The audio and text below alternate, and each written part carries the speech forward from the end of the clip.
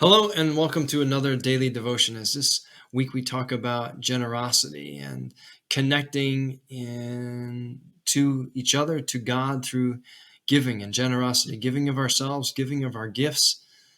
And part of that is self-sacrifice, going without something we desire so that somebody else may simply have something to live.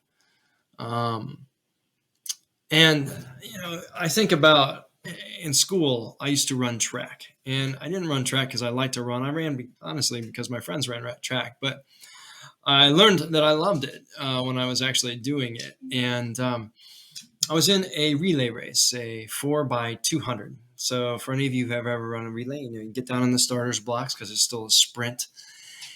And you're running with a baton. And you're passing that baton on to the next person in the link, runner 3, runner 2, the anchor. And trying not to fall behind those running in the other lanes, trying to build up a lead so that your runner could continue and you can win the race. Paul says something about running a good race, I believe. The point is that with whatever gifts we're given, part of that is what kind of gift or legacy do we leave in terms of our faith community when we're gone? Whether it's a pastor and you leave for another call or another mission, or it's a member of the church and you move or you die whenever that time comes.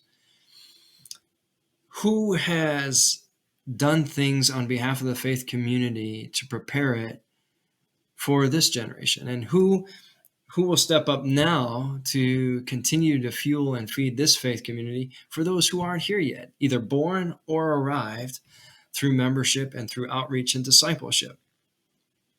And, different organizations and faith groups, they call this planned giving, and that's what the financial guys call it. But what it really is what you pass down. And some of that is financial. Some of that is, the church has endowment funds and use that towards missions. But some of it is also the good news that we've shared, the story of who we are as God's people. Starting off from a couple of abolitionists running a stop on the Underground Railroad, to others caring about equality in the community, farm workers' rights. Every chapter, every generation has a different chapter to this book that makes us First Congregational United Church of Christ. And every generation, ours included, now has the paper and writes our chapter with God.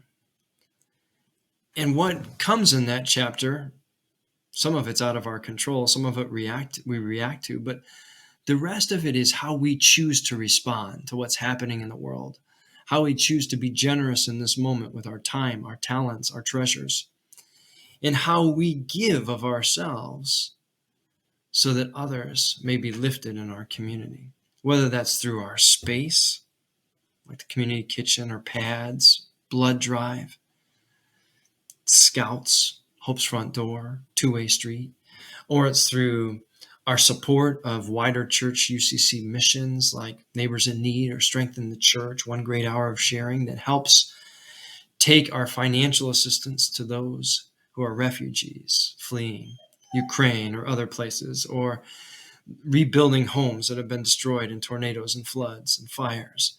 Or it's just simply starting or helping small churches that are in towns that have lost their industry and work and are now just struggling to hang on. Larger faith communities helping smaller ones, just like the Macedonian church helped the church in Corinth, even though they were, Paul says, the poorest of the poor. They gave above their means that this new fledgling congregation could take off and people could hear about Jesus, because that was such a priority and such an important gift to them. So in this race of life, for us running now, what does it mean to be a generous people? And I would be totally remiss if I didn't take a moment to shout out, a literal shout out, to a track star in our congregation. To Joe Keys, congratulations on all your efforts in the decathlon and being an All-American. We wish you the best in the national championships. As you literally run, we'll cheer you on as we spiritually run. May God be with you as we run the good race.